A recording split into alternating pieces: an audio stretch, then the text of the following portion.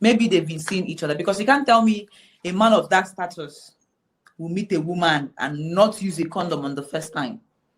They must have probably used condom severally until maybe they went to run a test and they are okay, because they might come so he now decides like, okay, let's just kind of worry without open nabini.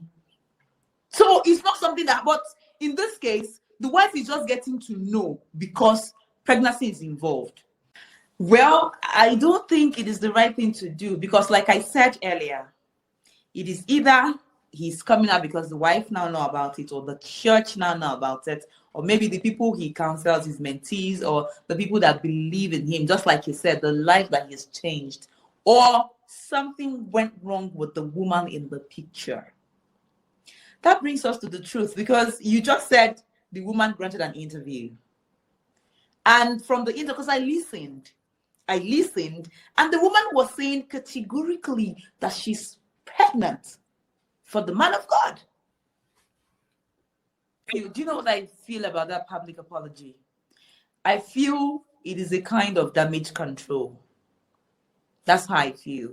I feel because he knows some things will go wrong. So before those things goes wrong, let me come out and own up to my mistake. Because it didn't happen yesterday now.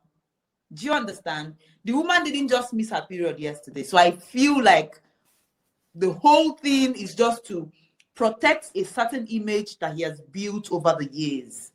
You know, the place where people see him, the level of respect people give him, he wants to still maintain a balance. And that's why he has come out to say, okay, we are all sinners. If you've never sinned, be the first to cast the stone. But I, from my own view, think without grudges that it's a kind of damage control. No. Remember, no, the reason why I said that, he said cheating is another thing. I'm quoting you. And yeah, I said there are levels is another thing. So you are now giving two different scenarios or conditions in that situation. So I want to make it clear for people not that scenarios. I'm actually talking about degrees now. Yes. I'm talking about degrees of infidelity, not scenarios to infidelity. Okay. The degrees I'm talking about, you know, when somebody cheats on you and you don't know about it, we can say it is forgivable because it is, you don't have any knowledge about it. But it's a different thing when somebody cheats on you and gives you infection. Right? Even if you didn't know I understand what you're explaining. So not, I don't think it's ambiguous, but you are not owning up the differences that you're trying to make here. You are basically saying that cheating is bad, a different thing altogether. If there is any word like bad and worst, you are saying that cheating is bad, but cheating without protection is worse. Correct me if I'm wrong. You're wrong. They are all bad. They are all bad. I'm only no, I didn't say I will take the person. I said after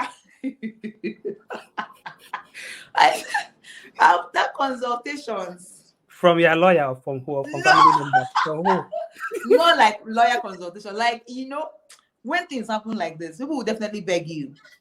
They will try to blame everything.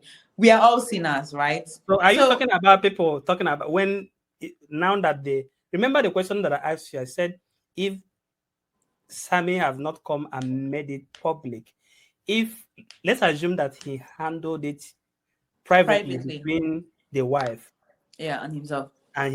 That's what I'm saying. Because in this case now, nobody should be able to come to persuade you to agree or not to agree. That is the reason why I personalized that question. So every decision that you're going to take is basically yours, unless you decide to involve others.